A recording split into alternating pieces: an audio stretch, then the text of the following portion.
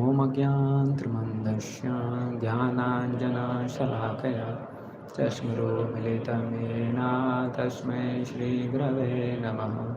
श्रीचैतन्यमनोभीष्टं स्थापितं येन भूतले स्वयं रूपं कदा मह्यं ददाति स्वपदान्तिकं। वन्देऽहं श्रीगुरो श्रीयुतापदकं श्रीगुरुवैष्णवांश श्रीरूपां साग्रजातां सहगना रघुनाथान्वितं तं सजीवं सावधूतं सावधूतं परिजनसहितं कृष्णचैतन्यदेवं श्रीराधा कृष्णपादान् सहगना ललिता श्रीविशाखान्वितांश नमो विष्णुपादाय कृष्णपृष्ठाय भूतले श्रीमते भक्तिवेदांत स्वामी इति नामिने। नमस्ते सरस्वती देवे गौरवाणी प्रचारिणे निर्विशेष शून्यवादी पाश्चात्यदेशतारिणे। नमो महावदन्याय कृष्ण प्रेम प्रदायते कृष्णाय कृष्ण चैतन्य नामने गौरतसे नमः। हे कृष्णा करुणा सिंधु दीनबंधो जगत्पते गोपेश गोपिका कांत राधा कांत नमस्तुते। तप्त कांचन गौरांगी श्रीराधे वृंदावनेश्वरी वृषभानुसुते देवी प्रणमामि हरिप्रिये। वाञ्छाकल्पतरुभ्यश्च कृपा सिन्धुभ्येव च पतितानां पावनेभ्यो वैष्णवेभ्यो नमो नमः। जय श्री कृष्ण चैतन्य प्रभु नित्यानंद श्री अद्वैत गदाधर श्रीवासादि गौर भक्तवृंद। हरे कृष्णा कृष्णा कृष्णा हरे हरे हरे राम राम राम हरे हरे। हरे कृष्ण। जय जय श्री चैतन्य जय नित्यानंद जय अद्वैत चंद्र जय गौर भक्त वृंदा। जय जय श्री चैतन्य जय नित्यानंद जय अद्वैत चंद्र जय गौर भक्त वृंदा। जय जय श्री चैतन्य जय नित्यानंद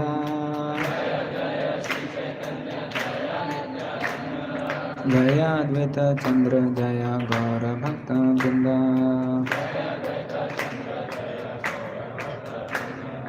तो आज हम पढ़ रहे हैं आदि लीला अध्याय 10 पयार्थ 18-19। तो अभी हम 18 को दोहराएंगे।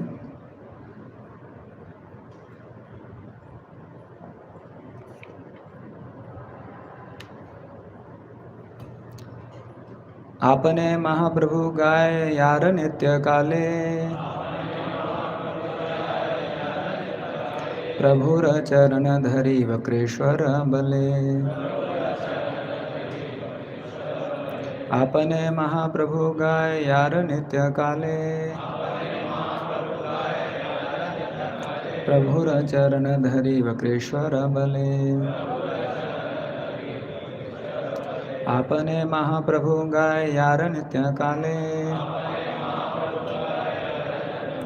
प्रभुर चरण धरी वक्रेश्वर बले।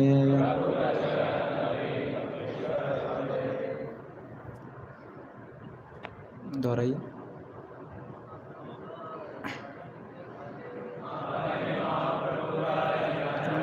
काले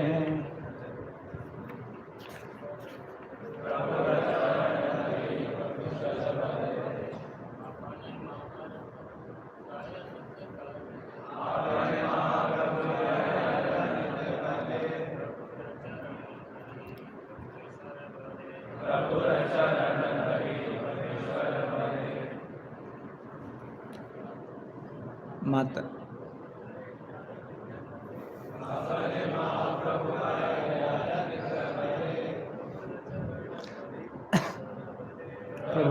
चरण माताओं में से कोई बोलेगा?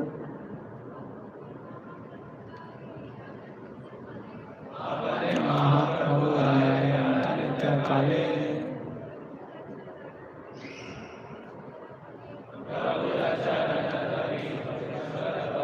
शब्दार्थ आपने स्वयं महाप्रभु श्री चैतन्य महाप्रभु गाए गाते यार जिनके नृत्य काले नृत्य के समय प्रभु महाप्रभु के चरण चरण कमल धरी पकड़कर वक्रेश्वर पंडित भले बोले।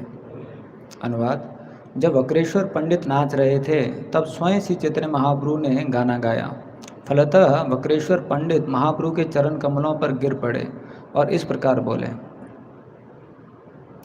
10 सहस्त्र गंधर्व मोरे देह चंद्र मुखा,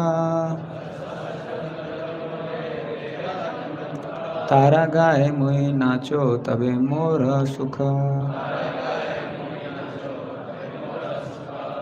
हे चंद्रमुख, कृपया मुझे आप 10,000 गंधर्व दें। जब मैं नाचूं और वे गाएं तब मैं परम प्रसन्न होऊंगा। तात्पर्य: गंधर्व लोक के निवासी गंधर्व स्वर्गिक गवैयों के रूप में विख्यात हैं। जब भी स्वर्गलोक में गायन की आवश्यकता होती है तब गाने के लिए गंधर्वों को बुलाया जाता है। गंधर्व लगातार कई दिनों तक गा सकते हैं, इसलिए वक्रेश्वर पंडित चाहते थे कि जब वे गाएं तो वे स्वयं नाचें। तो ये जो यहाँ पर अभी चर्चा चल रहा है तो इसमें हम देखते हैं जो चैतन्य महाप्रभु के जो वृक्ष है उसकी जो शाखाएं हैं, तो उसकी जो 5वीं शाखा है वो है वक्रेश्वर पंडित, और उनकी विशेषता थी कि वो कई दिनों तक लगातार नृत्य कर सकते थे। तो हम देखते हैं महाप्रभु की लीलाओं में जो महाप्रभु के शुद्ध भक्त हैं, उनके जो पार्षद हैं, हर पार्षद बहुत ज़्यादा विशेष है, क्योंकि जो शुद्ध भक्त हैं वो बहुत विशेष रूप से भगवान की सेवा करना चाहते हैं, तो भगवान भी उनके साथ में आदान प्रदान करते हैं।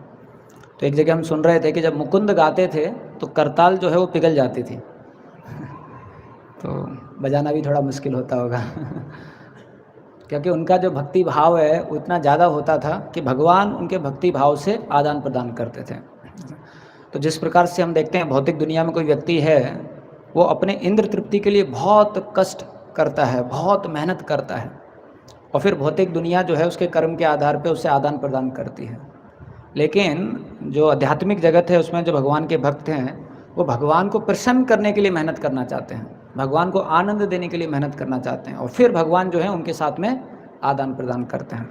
तो हम देखते हैं जहाँ पर भी महाप्रभु की लीलाएँ आती हैं, जहाँ पर नृत्य हो रहा होता है, तो ज़रूर हम पाएंगे कि वक्रेश्वर पंडित भी वहाँ नृत्य कर रहे होते हैं। जब हरिदास ठाकुर के पास में महाप्रभु मिलने जाते हैं तो हरिदास ठाकुर जो है महाप्रभु को बताते हैं कि महाप्रभु अभी मैं संसार छोड़ के जाना चाहता हूँ। तो महाप्रभु थोड़ा सा नाखुश हो जाते हैं और बिना कुछ बात किए वहाँ से चले जाते हैं। फिर अगले दिन महाप्रभु जो हैं जगन्नाथ जी के दर्शन करने के बाद में मुकुंद को लेके, वक्रेश्वर पंडित को लेके हरिदास ठाकुर के पास में आते हैं, और फिर महाप्रभु पूछते हैं उनसे कि तो आपने क्या सोचा है। तो हरिदास ठाकुर बोलते हैं महाप्रभु मैं आपको देखते हुए प्राण जो है त्यागना चाहता हूँ। तो महाप्रभु बोलते हैं अगर आप चले जाएंगे तो मेरे को आनंद कौन देगा, मेरी जितनी भी खुशी है वो तो आपके संग के कारण है। तो हरिदास ठाकुर बोलते हैं महाप्रभु आप ऐसे मत बताइए, आप मेरे को माया जाल में मत फंसाइए, इतनी सारी चींटियाँ हैं, अगर एक चींटी मर जाएगी तो क्या फ़र्क पड़ेगा संसार को। तो महाप्रभु समझ जाते हैं कि इन्होंने अभी जाने का निर्णय कर लिया है। फिर महाप्रभु जो है मुकुंद की तरफ देखते हैं कि कीर्तन चालू कीजिए, वक्रेश्वर पंडित की तरफ देखते हैं आप नृत्य जो है चालू कीजिए। तो उस दिन भी चैतन्य चरितामृत में आता है कि करीबन 7-8 घंटे नृत्य होता है, कीर्तन होता है, और फिर इस कीर्तन को सुनते हुए हरिदास ठाकुर जो है अपने प्राण त्याग देते हैं। तो हम देखते हैं कि भगवान की लीलाओं में जो भगवान के पार्षद हैं कितना विशेष रूप से सेवाएं करते हैं, लेकिन भगवान की प्रसन्नता के लिए। वैसे हम राघव पंडित का उदाहरण देखते हैं। जो राघव पंडित हैं वो भगवान के लिए बहुत अलग अलग प्रकार के पकवान बनाते थे, और 1 साल पहले ही सोचने लग जाते थे कि महाप्रभु को क्या क्या पसंद होगा और किस महीने में महाप्रभु क्या खा सकते हैं, किस सीज़न में महाप्रभु को क्या खाना चाहिए, और उस तरीके से पकवान बनाते थे, उस तरीके से पैकिंग भी करते थे कि ये वाला जो पकवान है वो 1 महीना तक चलेगा, ये वाला 2 महीना तक चलेगा, ये 3 महीना तक चलेगा, और उस प्रकार से नेचुरल पैकिंग करते थे और वो फिर वहाँ से भेजा जाता था जगन्नाथपुरी में। तो हम देखते हैं कि कितना ध्यानपूर्वक वो भगवान की सेवा करने का कोशिश करते थे, और क्योंकि उनकी ऐसी इच्छा थी तो महाप्रभु ने भी उनको ऐसा एम्पावर किया था।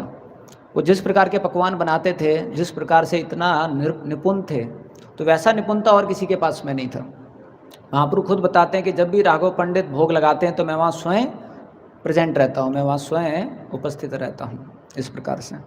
तो हम देखते हैं भगवान का एक विशेष मधुरता है, वो है अपने भक्तों के साथ में आदान प्रदान करना। भक्तों की एक विशेष मधुरता है कि वो भगवान को प्रसन्न करते हैं और भगवान पे निर्भर रहते हैं, और भगवान की विशेषता है कि ऐसे भक्तों के साथ में वो विशेष रूप से आदान प्रदान करते हैं। तो अभी हम देखेंगे पहले स्कंद में आता है नारद मुनि की कहानी। आप श्लोक भी लगा सकते हैं 1.6.5।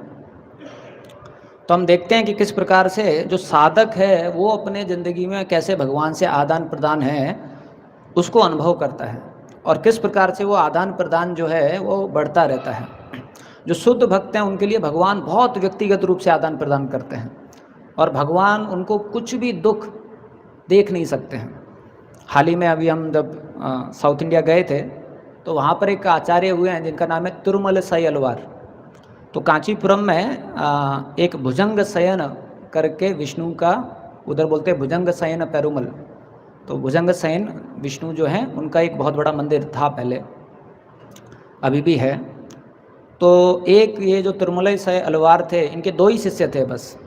तो एक तो औरत थी जो इनके यहाँ पर काम करती थी, और एक इनके शिष्य थे कनी कनन करके जो बहुत मधुर गाते थे।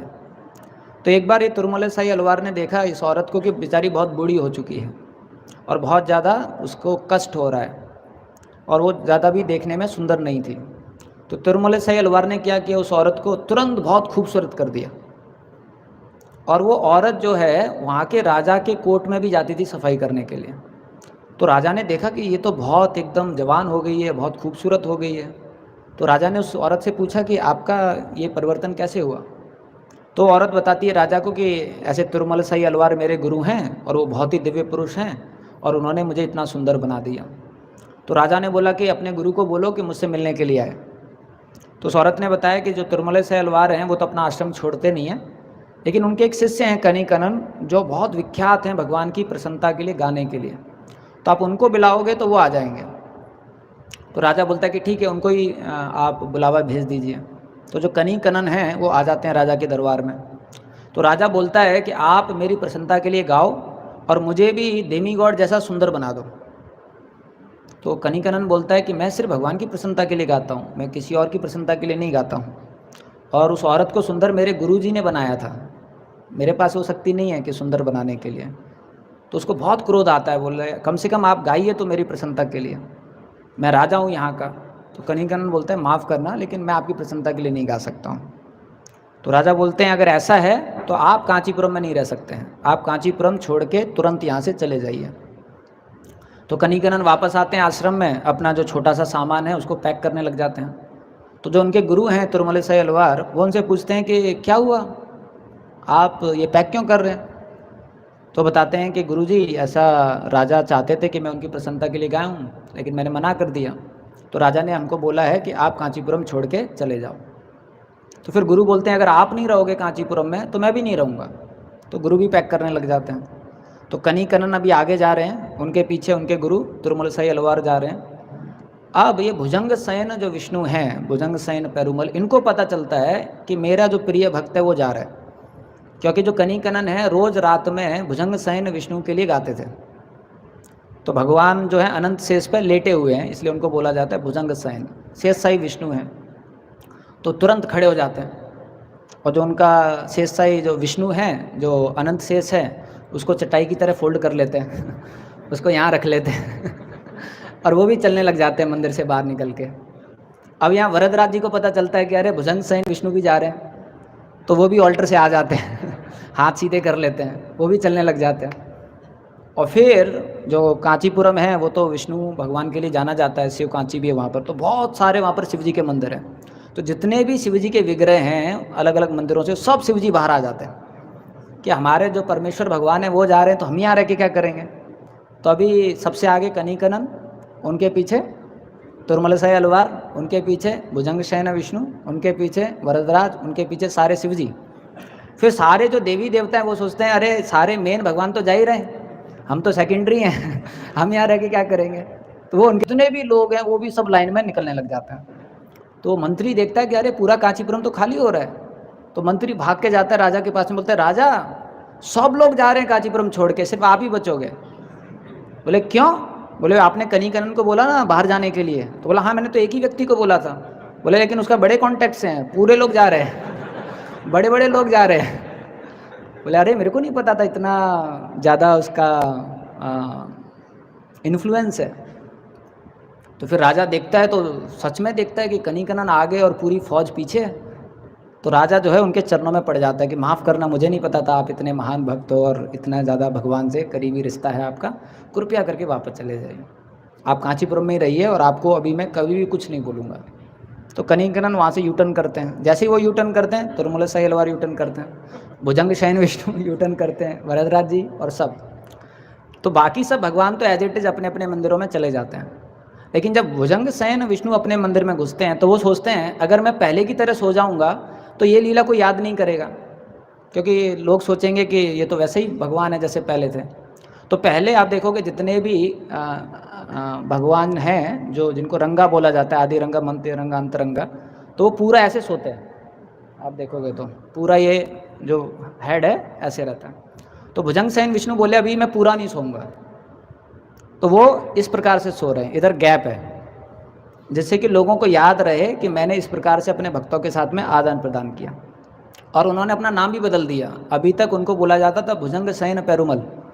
ये लीलाओं के बाद में उस मंदिर का नाम बदल गया यथोत्कारी पेरुमल, यथोत्कारी विष्णु, जो अपने भक्तों का हित चाहते हैं और उनके लिए आदान प्रदान करते हैं। तो हम देखते हैं कि जो शुद्ध भक्त हैं भगवान उनके लिए कितना आदान प्रदान करना चाहते हैं, उनको ग्लोरीफाई करना चाहते हैं, उनको बहुत ज़्यादा विख्यात बनाना चाहते हैं। वैसे ही हम एक सज्जन से मिले थे रंगाचार्य करके, जो अनंताचार्य की फैमिली में 26 जनरेशन में आते हैं। तो वो बता रहे थे कि जब अनंताचार्य जो हैं वो खोद रहे होते हैं भगवान के लिए पानी निकालने के लिए, और हम जानते हैं कैसे भगवान स्वयं आते हैं एक बालक के रूप में, अनंताचार्य क्रोध में आ जाते हैं और भाला फेंक देते हैं और भगवान के यहाँ लग जाता है। और जब वो विग्रह में जाते हैं, विग्रह घर में, तो वहाँ देखते हैं कि भगवान को बहुत ज़्यादा खून लग रहा है। तो अनंताचार्य उनसे पूछते हैं कि भगवान मेरे से इतना बड़ा गलती हो गया, अभी क्या करूं मैं। तो भगवान बोलते हैं कुछ लेके आओ इस खून को बंद करने के लिए। तो बहुत सारे जड़ी बूटी लेके आते हैं, लगाते हैं, लेकिन खून रुक नहीं रहा होता है। बोलते भगवान रुक नहीं रहा है।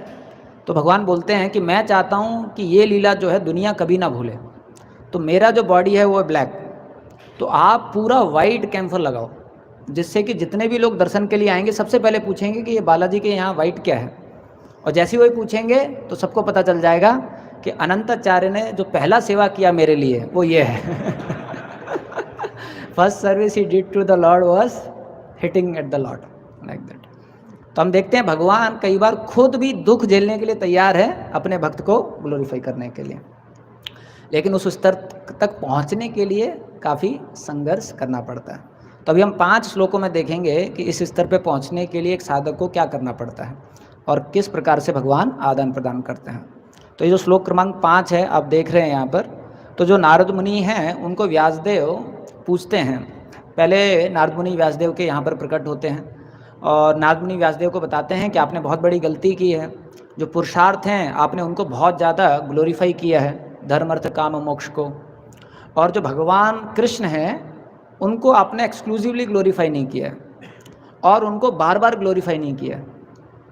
तो फिर नारद मुनि सब समझाने के बाद में फिर व्यासदेव पूछते हैं कि नारद मुनि आप बताइए कि आप जो हैं भक्ति वेदांत से सुने तो उसके बाद में आपने कैसे प्रैक्टिस किया ऐसा।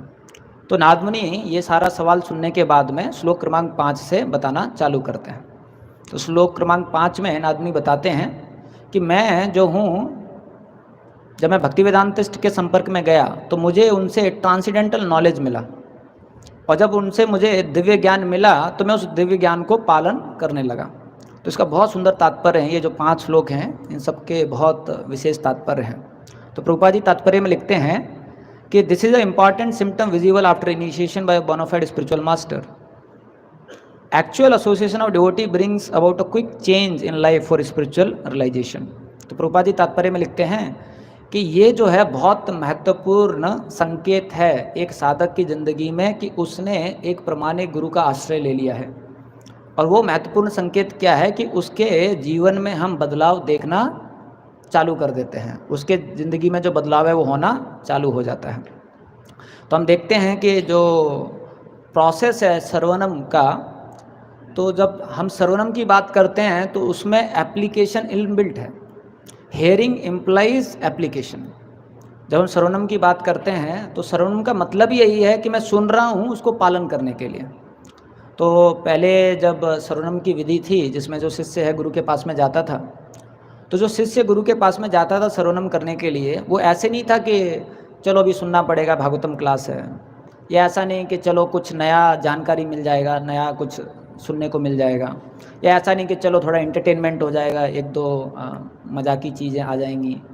इस प्रकार से नहीं होता था। श्रवणम लोग क्यों करते थे कि मुझे इसका पालन करना है, इस प्रकार से। तो नारद मुनि जब हैं भक्ति वेदांत से पूरा ध्यान पूर्वक सुने, तो अभी उनका पूरा ध्यान कहाँ चला गया कि मुझे इस चीज़ का पालन करना है, जो मैंने ग्रहण किया अपनी ज़िंदगी में उसे मुझे उतारना है। तो आप देखोगे कई बार हमारी ज़िंदगी में इस प्रकार से हमारे को भाव आता है कि मुझे उतना अच्छा महान भक्तों का संग नहीं मिल रहा है, लेकिन आप देखोगे कि हमको काफ़ी संग मिल चुका है और उस संग में काफ़ी आदेश भी मिल चुके हैं, लेकिन हम उनको पालन करने के लिए उतना तत्पर नहीं है। जब रामानुजाचार्य जो हैं जब साउथ इंडिया जा रहे होते हैं बोधियान वृत्ति को लेने के लिए, तो वहाँ जाते समय उनको बहुत सारे लोग मिलते हैं जिनको वो अपना शिष्य बनाते हैं, और वो जो मीटिंग है वो सिर्फ एक बार उनकी ज़िंदगी में होती है रामानुजाचार्य के साथ में। लेकिन जो आदेश रामानुजाचार्य उनको दे देते हैं, पूरा ज़िंदगी उन आदेशों को याद करते हुए, उन आदेशों को मनन करते हुए वो पालन करने की कोशिश करते हैं। ऐसा तो हम देखते हैं प्रभुपाद जी यहाँ बता रहे हैं कि जब हमें वैष्णव से संग मिलता है तो संग का प्रभाव दिखना चाहिए जब उस वैष्णव से जो हमने सुना है उसको पालन करने की हम कोशिश कर रहे हैं। जय श्री श्री राधा माधव ललिता विशाखा की जय, श्री श्री जानकी जानकी लक्ष्मण हनुमान की जय, श्री श्री निताय गौर सुंदर की जय, श्री प्रभुपाद की जय।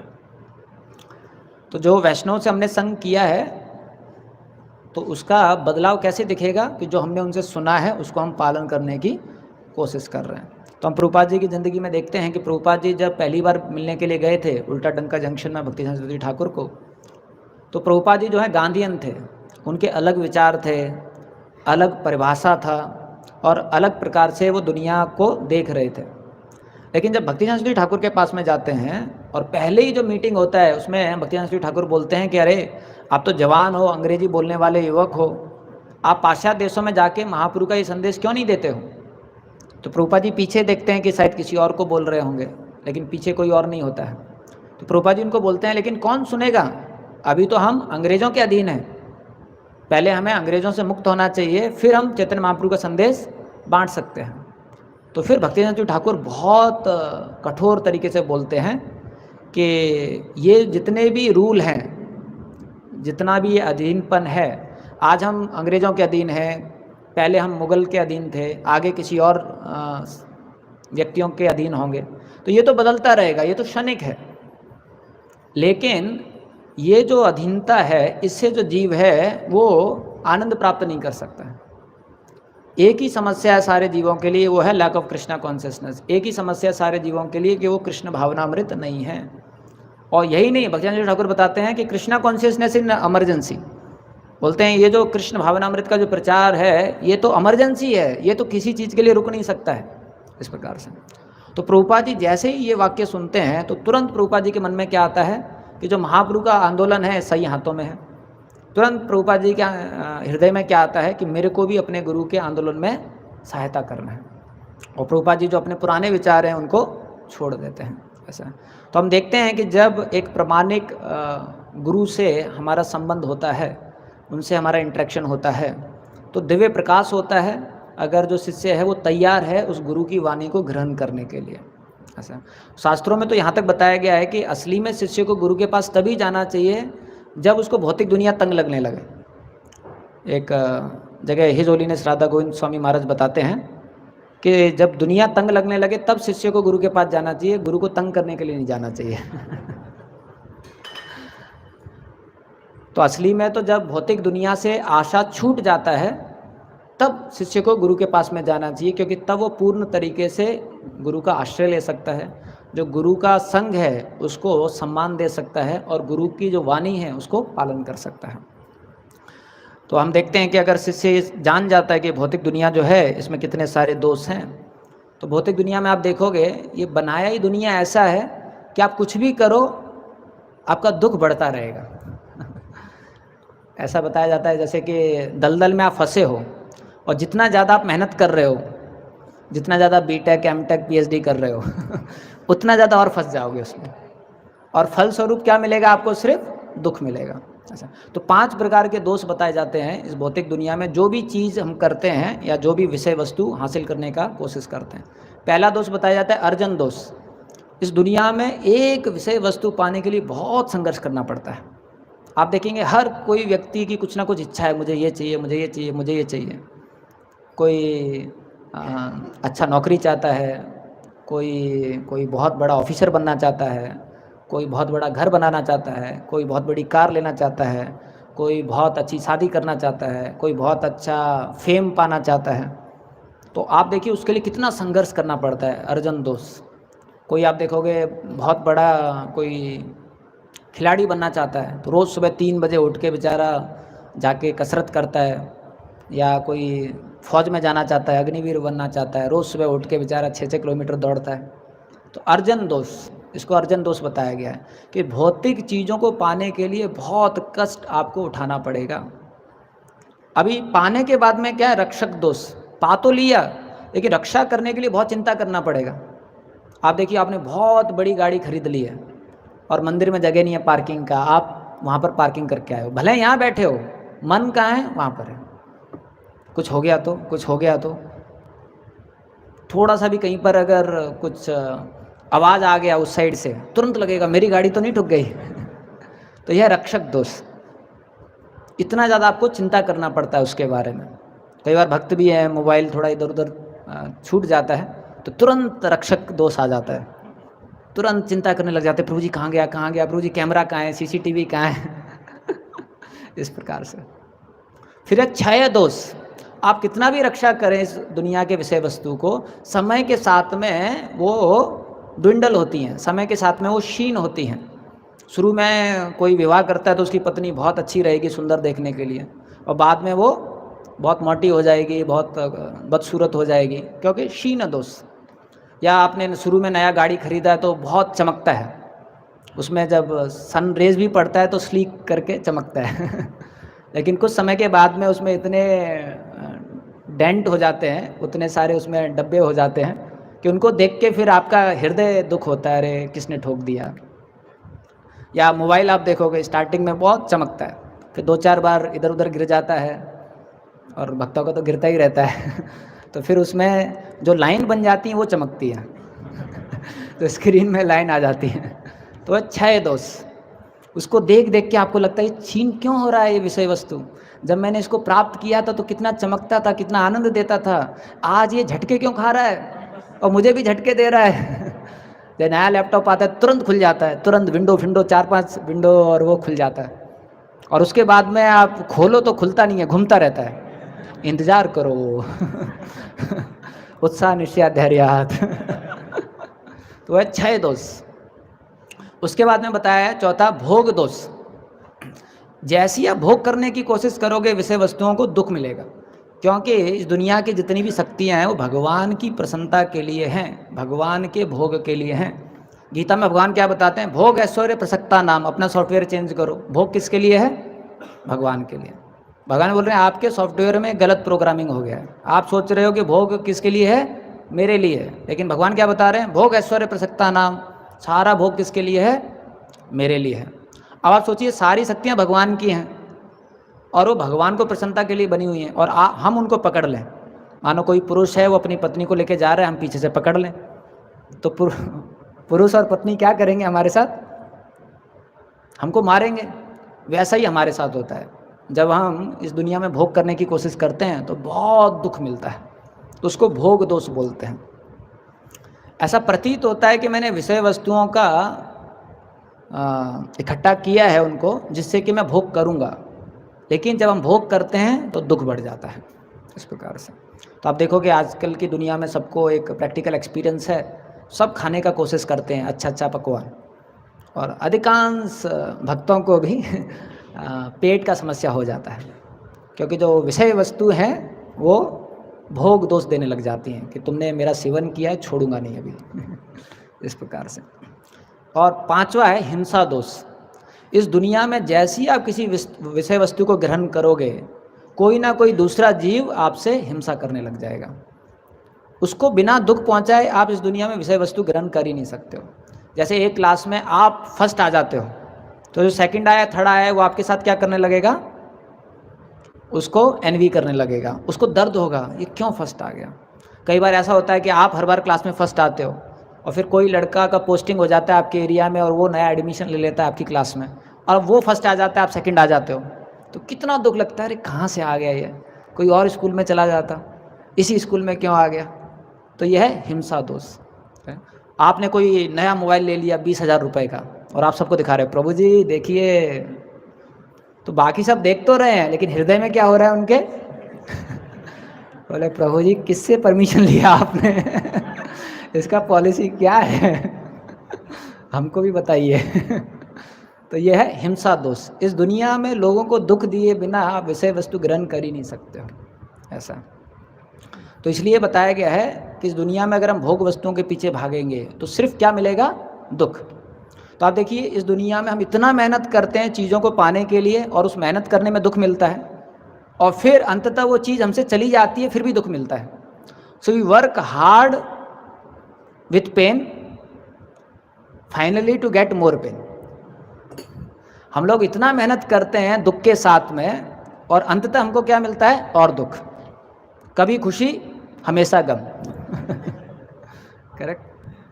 लेकिन इस दुनिया में इस प्रकार का भाव रहता है, नहीं मैं थोड़ा विशेष हूँ, मुझे जिस प्रकार से भोग करना आता है, जिस प्रकार से मुझे विषय वस्तुओं को समझना आता है, मैं इकलौता प्राणी होऊंगा इस सृष्टि में जो भोग करके आनंद करके रिकॉर्ड स्थापित करूंगा, और भगवान की गीता को गलत स्थापित कर दूंगा कि देखिए मैंने इस दुनिया में भोग करके आनंद किया और आपको पता नहीं है कि आनंद कैसे होता है। तो अंग्रेजी में ऐसी कहावत है, those who say material world is full of suffering they don't know how to seek happiness in material world. तो जो ऐसा बोलते हैं कि भौतिक दुनिया में बहुत दुख है, असली में उनको पता नहीं है कि आनंद कैसे उठाया जाता है भौतिक दुनिया में। ऐसा अंग्रेजी का एक सेइंग है, लेकिन असली में ऐसा आनंद नहीं है। इस भौतिक दुनिया में देखने से प्रतीत होता है, इसलिए सब लोग फंस जाते हैं। तो एक बार क्या हुआ था, एक पार्टी था जिसमें सबको केक दिया गया था, और गलती से उसमें चीनी की जगह सॉल्ट ऐड कर दिया था। तो सबको केक मिला, तो अभी क्या है उसमें? सॉल्ट। तो सब ने ऐसे, जैसे ही केक आया तो आप देखते हो कि जो सिस्टम है बहुत अच्छी तरीके से एक्टिव हो जाता है। तो उसने मुंह खोल के सबने खाया। अब जैसे ही खाया तो कैसा लगा उसको?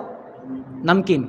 लेकिन उसने दूसरों की तरफ देखा तो दूसरे अभी भी मुंह खोल के कर रहे हैं, तो उसको क्या लगा कि मेरा नमकीन है लेकिन बाकी सबका कैसा है? बाकी सबका अच्छा है। फिर इसने सोचा हो सकता है कि फ्रंट साइड से ऐसा हो, तो बैक साइड करता है, बैक साइड से करता है, फिर उसको नमकीन लगता है। अब जब तक दूसरा खा रहा है उसको भी नमकीन लगता है, फिर वो इसकी तरफ देखता है, बोला अरे इसको तो इतना अच्छा लग रहा है, अभी पीछे से भी खा रहा है। तो फिर बोलता है शायद मेरे में भी होगा कुछ, तो पीछे से वो भी खा रहा है। अब ये देखता है यार मेरे में फिर नमकीन आ रहा है और ये पीछे से खा रहा है। तो भक्तेश्वर ठाकुर बताते थे 50 पैसे का सर्कस। इस दुनिया में सब दुखी हैं, लेकिन हर किसी को देखकर हमको क्या लगता है? ये सुखी है। तो 50 पैसे का सर्कस का उदाहरण वो देते हैं। एक जगह एडवर्टाइजमेंट होता है 50 पैसे का सर्कस, सब लोग इकट्ठा आ जाते हैं। पहला आदमी अंदर जाता है तो 2 आदमी आ जाते हैं, बोलते हैं कपड़े उतारो। बोले क्यों? बोले इस तरीके से होता है यहाँ पर शो। तो कपड़ा उतार दिया, फिर इतना मारते हैं उसको, तो ये क्या चल रहा है, ये क्या चल रहा है? बोले नालायक, 50 पैसे का सर्कस होता है, भौतिक दुनिया में सुख होता है, धाड़ धाड़ धाड़। तो उसके बेचारे के सब लाल पीला हो जाता है। फिर ऊपर से कपड़ा पहना देते हैं, फिर वो दूसरी साइड से बाहर आ रहा होता है, यहाँ बड़ी लंबी लाइन होती है, तो यहाँ दूसरा व्यक्ति उसको पूछता है, अबे कैसा लगा? तो अबे तू अंदर जा तब पता चलेगा, व्याख्या नहीं कर सकता, घुस। तो भौतिक दुनिया में आदमी दुखी है, लेकिन ना तो बेचारा बताता है, और हर कोई दूसरे को देखकर क्या सोचता है कि एक बार हम यहाँ मंदिर में दर्शन ले रहे थे, तो एक व्यक्ति है जो बड़ा पिलर है उसके पीछे ऐसे बैठ के थोड़ा आंखों में रो रहा था। तो हम प्रभुपाद जी का दर्शन किए, पता नहीं उसके मन में क्या आया, तो हमसे थोड़ा बात करने लगा। तो बोला, स्वामी जी हमें थोड़ा आपसे बात करना था। मैं बोला, क्या हुआ? तो फिर तुरंत मेरे को देख के और रोने लगा। बोला, क्या हो गया? बोला, स्वामी जी हमारे को ज़िंदगी में बहुत दुख है। तो मैं बोला, देखो पहली चीज़ तो आप ये धारणा मत रखिए कि सिर्फ आप ही को दुख है। इस भौतिक दुनिया में सबको दुख है। बोले, ऐसा है स्वामी जी? तो थोड़ा उसको कॉन्फिडेंस आ गया कि मैं कहा हाँ सबको दुख है, बस यही है कि कुछ लोग रो रहे हैं, कुछ लोग अंदर रो रहे हैं, लेकिन सबको दुख है। तो फिर उसको थोड़ा अच्छा लगा कि भौतिक दुनिया का स्वभाव ऐसा है, ऐसा। तो हमें ये जानना बहुत ज़रूरी है कि भौतिक दुनिया में बहुत ही ज़्यादा दुख है। एक हमारे भक्त थे, तो वो आईटी बॉम्बे में प्रचार करते थे, गौरांग गुरु जी। तो एक लड़के को हमेशा प्रसाद देने जाते थे, और उसको हमेशा बोलते थे कि दुनिया जो है दुखालय में शाश्वतम है। तो लड़का बोलता था, शायद प्रभु जी की ज़िंदगी में बहुत दुख आया है, इसलिए बेचारे परेशान हैं, इसलिए हमेशा ऐसा बोलते रहते हैं। तो जब वो प्रसाद देते थे तो उसके मन में भी करुणा आती थी कि बेचारा इतना दुखी ऑलरेडी है, तो उनका दुख देखकर थोड़ा प्रसाद ले लेता था वो। लेकिन उसको लगता था मेरी ज़िंदगी में तो बहुत ही ज़्यादा आनंद है, आईटी में पढ़ता हूँ, अभी नौकरी लगेगा, उसके बाद अमेरिका में जाऊँगा।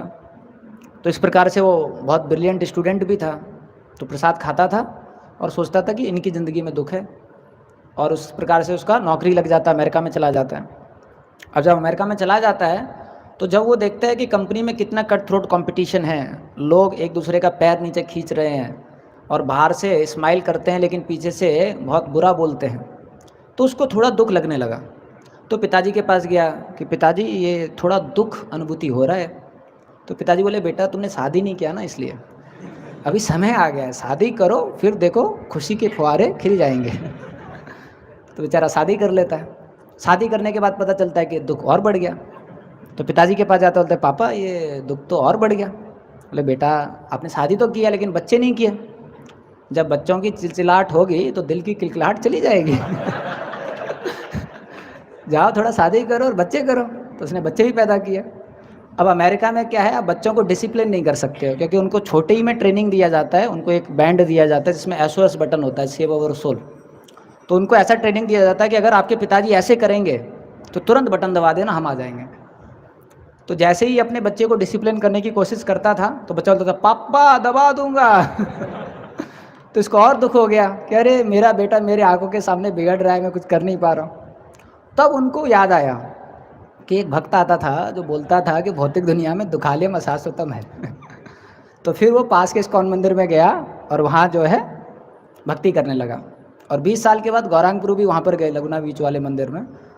तो गौरांग गुरु को देखकर बोलता है, प्रभु जी आपको याद है आप आते थे? तो गौरांग गुरु को समय लगा याद करने में, फिर बोले हाँ आता तो था मैं। बोले, प्रभु जी आप मेरे को प्रसाद देते थे और बोलते थे दुनिया दुखालय में शाश्वतम है। बोले हाँ हाँ याद आया याद आया। बोले, प्रभु जी मुझे अब 20 साल के बाद समझ में आया। फिर गौरांग गुरु बता रहे थे कई बार प्रसाद को 20 साल लग जाता है पचने के लिए। तो यहाँ पर जो नारद मुनि हैं वो बता रहे हैं कि जब हमें भौतिक दुनिया तंग लगने लगेगी और तब हम बहुत प्रामाणिक रूप से गुरु का आश्रय लेंगे। उसके बाद में अगले श्लोक में वो बताते हैं कि मैं अपनी माता का सिंगल पुत्र था, इकलौता एक लड़का था, और जो मेरी माता है बहुत ही सरल स्वभाव की थी, दासी थी, और मेरे लिए सब कुछ वही थी।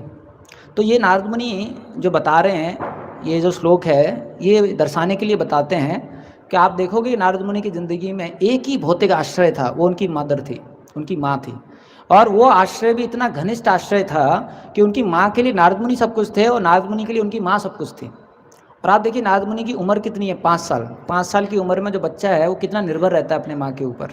तो आप सोच सकते हैं कि कितना ज़्यादा उनके हृदय में माँ के प्रति उनको आश्रय फील होता होगा।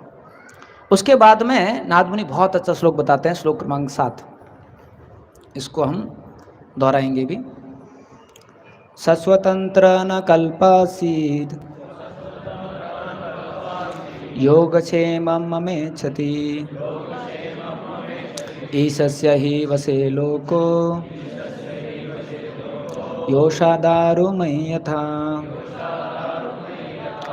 तो इसमें देखिए नारद क्या बता रहे हैं, जो मेरी माँ है मेरा बहुत अच्छी तरीके से देखभाल करना चाहती थी, लेकिन वो स्वतंत्र नहीं थी। मेरी माँ भी स्वतंत्र नहीं थी, जबकि वो मेरी अच्छी तरीके से देखभाल करना चाहती थी, लेकिन वो मेरे लिए कुछ भी नहीं कर पाई। क्यों? क्योंकि वो भी भगवान के अधीन थी। और फिर वो बताते हैं इस प्रकार से हम सब लोग जो हैं एक लकड़ी का जो कठपुतली है उसके समान भगवान के अधीन हैं, ऐसा। तो यहाँ पर हम देखते हैं कि कई बार हमारे मन में भी ऐसा भाव आ जाता है कि हम लोगों का देखभाल कर रहे हैं, हम लोगों को मेंटेन कर रहे हैं। ये भरता भाव जो है हमारे हृदय में आ जाता है। असली में जो भक्त है वो अपने परिवारजनों को भी कैसे देखता है कि ये मेरी संपत्ति नहीं है, ये भगवान के अंश है, और भगवान के बिहाफ पर मैं उनको मदद करने की कोशिश कर रहा हूँ। और मैं भी कितना मदद कर पाऊँगा उनको, जितना भगवान चाहते हैं, जितना उनको मदद पहुँचना चाहिए, ऐसा। तो यहाँ पर नारद मुनि बता रहे हैं कि कोई भी स्वतंत्र नहीं है। ऐसा नहीं है कि हम दूसरों को भला कर सकते हैं, हम दूसरों का देखभाल कर सकते हैं। सिर्फ भगवान जो हैं वही सबके हितैषी हैं। तो इसी श्लोक में भगवान क्या बताते हैं, भोक्तारम एक तपसाम सर्वलोक महेश्वरम, कि मैं भोगी हूँ। तो कोई बोलेगा ठीक है भगवान पूरा भोग आप कीजिए, मेरे लिए भी तो थोड़ा बहुत तो कहीं मिल ही जाएगा ना। भगवान बोले सर्वलोक महेश्वरम, तुम्हारे लिए कुछ नहीं है, सब तो मेरा ही है। बोले अरे तो मैं तो फंस गया, जो आप बोलोगे वही मुझे वो करना पड़ेगा, चाहे अच्छा है बुरा है। भगवान बोले नहीं, स्वर्दम सर्वभूतानाम, मैं जो करूँगा तुम्हारे लिए वो अच्छा ही है, मेरा जो योजना है तुम्हारे लिए वो बहुत अच्छा ही है। तो हमको क्या करना है, ज्ञात्वा हम शांति में रक्षति, शांति से बैठे रहो। करेक्ट। तो यहाँ पर जो नारद मुनि हैं वो बता रहे हैं कि हर कोई जो है वो भगवान के अधीन है। तो कई बार हमारे ज़िंदगी में भी ऐसा आ जाता है कि जो हमारे रिश्ते हैं या जो हमारे भौतिक संबंध हैं उनका देखभाल करते करते हम भक्ति में कमज़ोर पड़ जाते हैं। तो यहाँ पर बताया गया है कि हमारे लिए सबसे महत्वपूर्ण है भक्ति करना, और जितने भी लोग हैं वो भगवान के अंश हैं, भगवान उनकी देखभाल करेंगे, और हमें अपना कर्तव्य करना है भगवान के बिहाफ पर। लेकिन अगर हम अपने भक्ति छोड़ देंगे ये सोचकर कि मुझे इनकी देखभाल करना है, तो ना तो हम उनकी देखभाल कर पाएंगे और ना हम अच्छी तरीके से भक्ति कर पाएंगे। तो जो भक्त हैं उनको ये ज्ञान होना चाहिए कि हर चीज़ जो है भगवान के नियंत्रण में हो रही है, और जो मनुष्य जीवन मिला है हमको उसमें जो हमारा परम उद्देश्य है वो है भगवान का भक्त बनना। तो आप देखोगे जो जानवर योनि हैं उनमें जो आहार निद्रा भय मैथुनम च है, उनका जो पूरा समय है यही चार चीज़ों को संघर्ष करके प्राप्त करने में चला जाता है। जो जानवर है जब सुबह खड़ा होता है तो 5-6 घंटा बेचारा खाना ढूंढता रहेगा, तब कहीं जाके उसको सूखा कुछ मिल जाएगा, सूखा या गीला या सड़ा। फिर बेचारा सोचता है अभी सोना कहाँ है, सोना भी बहुत मुश्किल है उसके लिए, क्योंकि हमेशा डर रहता है। जैसे हम लोग कई बार जब ट्रेन में सोते हैं तो अच्छी तरीके से नींद नहीं होता है, क्यों? क्योंकि हमेशा डर रहता है कोई सामान ना लेके चला जाए। तो वैसे ही जानवर लोग सोते हैं बेचारे। और फिर मेटिंग, तो उनके लिए मेट करना भी बड़ा मुश्किल है। आप देखोगे कई बार एक कुत्ती आती है, 4 कुत्ते आते हैं, लड़ाई करते हैं आपस में, फिर एक कुत्ती के साथ में एक कुत्ता जाता है जो जीतता है। उसके बाद डिफेंडिंग, उनको सेल्फ डिफेंस करना पड़ता है, खुद मजबूत होना पड़ता है। लेकिन आप देखोगे भगवान ने मनुष्यों के लिए चारों चीज़ें आसानी से दे दी हैं। हमारे को खाने का दिक्कत नहीं है, ग्रेन्स आ जाते हैं, फ्रूट्स आ जाते हैं, आराम से आप खा सकते हो। सोने के लिए दिक्कत नहीं है, आराम से आप रूम का लैच लगा के सो सकते हो। कई बार तो ऐसी जगह भक्त सो जाते हैं कि किसी को भी नहीं मिलते हैं, तो सोने के लिए भी कोई दिक्कत नहीं है। और मेटिंग के लिए भगवान ने मैरिज का सिस्टम किया है, आप मैरिज कर सकते हैं, आपकी पत्नी रख सकते हैं। और डिफेंडिंग, हमारे ऑर्गेनाइज सिस्टम है, आर्मी है बॉर्डर पे। तो भगवान ने मनुष्यों के लिए चारों चीज़ें क्यों आसान की हैं? क्यों आसान की हैं? हाँ, जिससे कि हम लोग बाकी जो बचा हुआ समय है वो किस लिए इस्तेमाल कर सकें? स्पिरिचुअल प्रैक्टिस के लिए। लेकिन दुर्भाग्य ये है कि जो समय हमको भगवान की भक्ति के लिए दिया है वो हम ये 4 चीज़ों को बढ़ाने ही में लगा देते हैं। अभी आप देखिए, अगर अभी हम जानवर योनि में होते तो हम छोटी छोटी चीज़ खाने के लिए उसके लिए भी संघर्ष कर रहे होते, लेकिन यहाँ पर मूरी में लेमन डालेंगे, टमाटो डालेंगे, भेल बनाएंगे या पास्ता बनाएंगे, नूडल बनाएंगे। एक जानवर से पूछो पास्ता क्या होता है एक न्यूडल क्या होता है उससे पूछो, बोले प्रभु आप लोगों का तो पता नहीं क्या है, यहाँ पर तो सूखा कुछ मिल जाए उसी में ज़िंदगी बड़ा मुश्किल हो जाता है। लेकिन हम लोग खाने को विस्तार कर देते हैं कि भैया अभी समय मिला है खाने। वैसे सोने के लिए प्रभुपाद जी बताते हैं 6 घंटा पर्याप्त है, लेकिन दिन में भी सोएंगे, रात में भी सोएंगे, जपा में भी सोएंगे, भागवतम में भी सोएंगे। तो बहुत सारे भक्त लोग जो हैं वो गर्भोदक्ष विष्णु से काफ़ी प्रेरणा लेते हैं तो बहुत ज़्यादा पालन करते हैं ऐसा। तो हम देखते हैं वैसी डिफेंडिंग, जानवरों में इतना इनसिक्योरिटी नहीं रहता है, लेकिन मनुष्यों में बहुत इनसिक्योरिटी हो जाता है। जानवर से पूछो भैया तुम मर जाओगे तो 4 आदमी कौन तुमको उठा के लेके जाएगा, मतलब पता नहीं, डोंट नो। किसी जानवर से पूछो कि भैया आपको बहुत ज़्यादा बीमारी हो गया, B12 कम हो गया, तो कैसे पता चलेगा तुमको B12 कम हो गया तो उसको तो कोई थोड़ी ना रिपोर्ट निकालेगा भैया तुम्हारा B12 कम हो गया। आप देखो बेचारे रोड के साइड में मर जाते हैं, दूसरा जानवर खींच के खा जाता है, फिर कोई चील वगैरह आती हैं वो हड्डी वड्डी सब अलग कर देती हैं, समय के प्रभाव से मिट्टी में मिल जाता है। लेकिन आप देखो मनुष्यों में कितना इनसिक्योरिटी रहता है, B12 कम हो गया, D कम हो गया, C इधर हो गया, B उधर हो गया, अभी हेल्थ डाउन जा रहा है, मन इधर जा रहा है, थोड़ा सा भी कुछ पैरामीटर कम हो गया, इस प्रकार से। तो शास्त्र बताता है कि अगर हम ये पूरा ध्यान इन चीज़ों में लगा देंगे तो जो समय भगवान ने हमको भक्ति के लिए दिया है उससे हम वंचित हो जाएंगे ऐसा। इसलिए मनुष्यों के लिए प्रभुपाद जी बताते थे कीप मटेरियल लाइफ सिंपल, भौतिक दुनिया है सिंपल रखिए, क्योंकि वो हमारा पर्पस नहीं है, वो हमारा उद्देश्य नहीं है। मनुष्य जीवन भगवान ने हमको बड़े कार्य के लिए दिया है ऐसा। वैसे आप देखोगे जो जानवर हैं उनको भगवान ने सिर्फ उतना बुद्धि दिया है जिससे कि वो आहार निद्रा भय मैथुनम से कर पाए। अगर आप देखोगे जो बिल्ली है वो देखेगी रात में दूध रखा है तो तुरंत जाएगी रात में जब कोई नहीं है तो दूध को लेके पीने लगेगी। लेकिन दूध के बगल में अगर भगवत गीता रखी हुई है तो बिल्ली ये नहीं सोचेगी ये क्या है मुझे पढ़ने दो, क्योंकि उतना दिमाग उसको नहीं दिया गया है। लेकिन मनुष्यों को भगवान ने ये दिमाग दिया है। क्यों दिया है ज़्यादा बुद्धि मनुष्यों को भगवान ने? जिससे कि अथातो तो ब्रह्म जिज्ञासा कर सकें, भगवान के बारे में इंक्वायर कर सकें। लेकिन हमारे भक्त किस में इंक्वायर करने लग जाते हैं? खाना पीना, सोना, रहना, जाना, कहाँ जाना है, कहाँ रहना है, कहाँ सोना है, कैसे सुख सुविधा को बढ़ाना है ऐसा। तो भगवान बताते हैं कि इस प्रकार से अगर मनुष्य अपना जो समय है और जो बुद्धि है भगवान की भक्ति में लगाएगा तो जो है उसका कल्याण हो जाएगा। तो यहाँ पर नारद मुनि जो है बता रहे हैं कि अगर भगवान नहीं चाहेंगे तो हमारी ज़िंदगी में उस प्रकार से कोई हमारा पालन नहीं कर पाएगा। तो हमें भगवान पे निर्भर रहना है। हम जिनका पालन भी कर रहे हैं उसमें भी ये भाव नहीं आना चाहिए हमारे हृदय में कि मैं इसका पालन कर रहा हूँ। पालन कौन कर रहे हैं? भगवान, मैं तो सिर्फ एक माध्यम बन रहा हूँ ऐसा। तो हमको एक ट्रांसपेरेंट वाई मीडिया बनना है। और आप ये देखोगे भी कई बच्चे होते हैं जिनके माता पिता जब वो बहुत छोटे होते हैं तब माता पिता चले जाते हैं, फिर भी आप देखोगे वो बच्चे हैं, कोई मामा आ जाएगा या कोई फूफा आ जाएगा, वो उसको बड़ा पड़ा करेगा, उसके बाद अच्छा पढ़ाई करता है, बहुत अच्छा नौकरी लग जाता है उसका, क्योंकि हर व्यक्ति की देखभाल कौन कर रहा है? भगवान कर रहा है इस प्रकार से। तो हमारे अंदर भी ये भाव होना चाहिए, मेरा भी देखभाल भगवान कर रहे हैं, और अगर मैं माध्यम बन रहा हूँ किन्हीं की देखभाल करने का तो वो भी भगवान कर रहे हैं, और मुझे ज़्यादा प्रभावित नहीं होना चाहिए। कई बार जो भक्त हैं अपने आप को भरता समझने लग जाते हैं, तो जिनको प्रचार कर रहे हैं उनका जप अच्छा नहीं हो रहा है उसके बारे में सोच के इनका जप अच्छा नहीं होता है। अरे उसका पहले 16 माला करता था अभी 8 करता है, 16 करता था अभी 8 करता है, 16 करता था 8 करता है, हरे कृष्णा 8, हरे कृष्णा। तो भगवान बोलते हैं तुम तो 16 अपना तो अच्छा करो, वो तो मेरे नियंत्रण में, आप चिंता मत करो, मैं देख लूँगा उसको ऐसा। तो जब तक हमारे अंदर ये विश्वास नहीं होगा हम दूसरों को भी आश्रय नहीं दे पाएंगे, जब तक हम भगवान का आश्रय नहीं ले पाएंगे। उसके बाद में नारद मुनि क्या बताते हैं कि जब मैं 5 साल का था तो जो मेरी माँ है, श्लोक क्रमांक 9 में, so his mother was bitten by a serpent. तो आप देखिए नारद मुनि की ज़िंदगी में एक ही भौतिक आश्रय था, वो थी उनकी माँ, और उसके साथ भी क्या हुआ, एक जो सांप है उसने उसको डस लिया।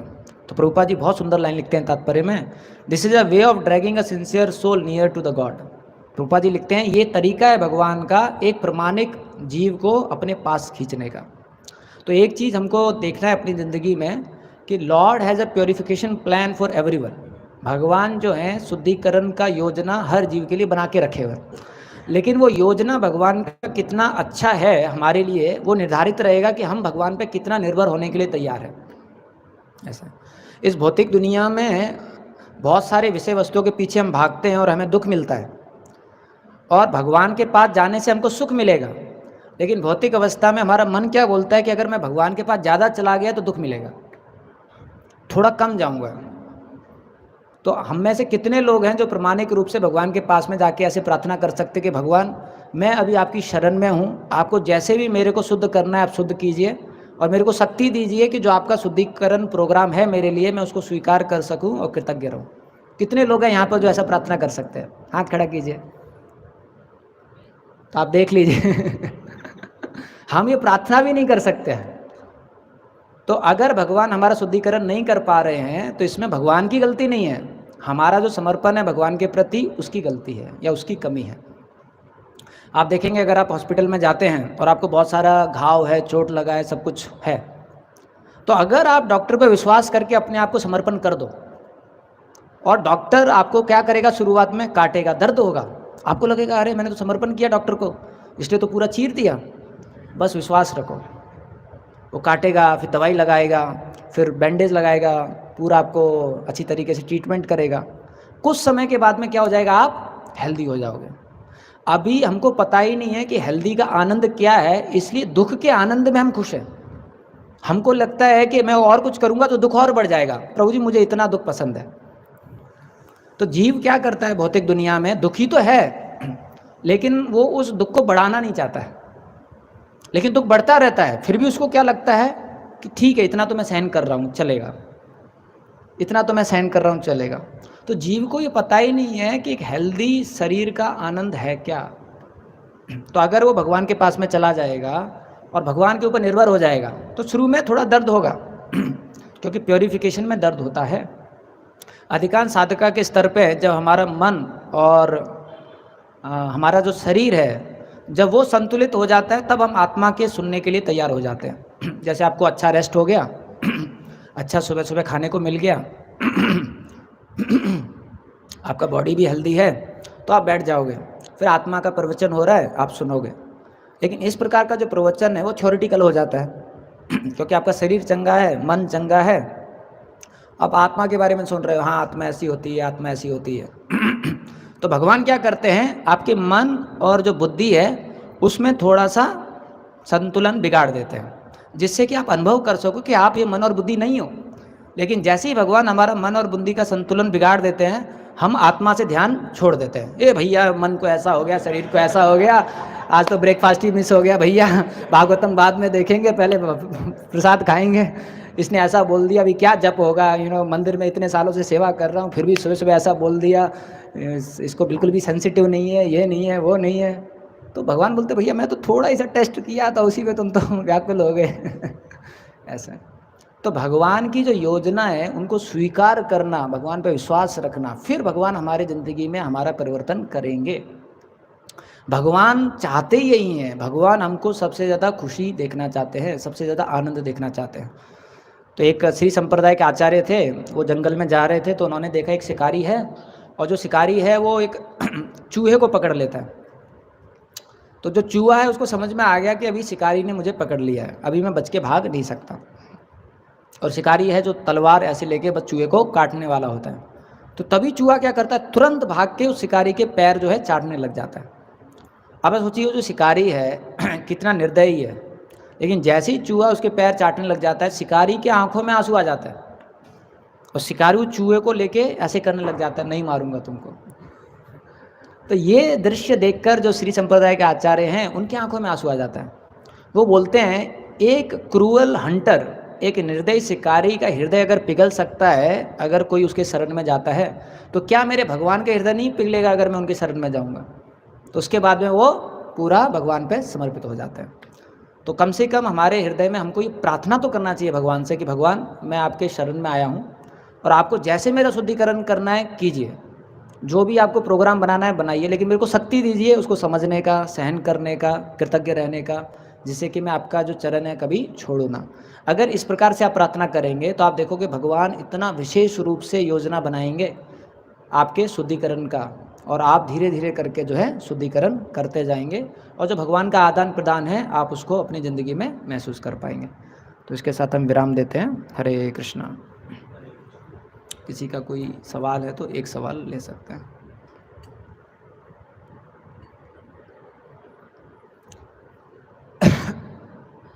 माइक दे।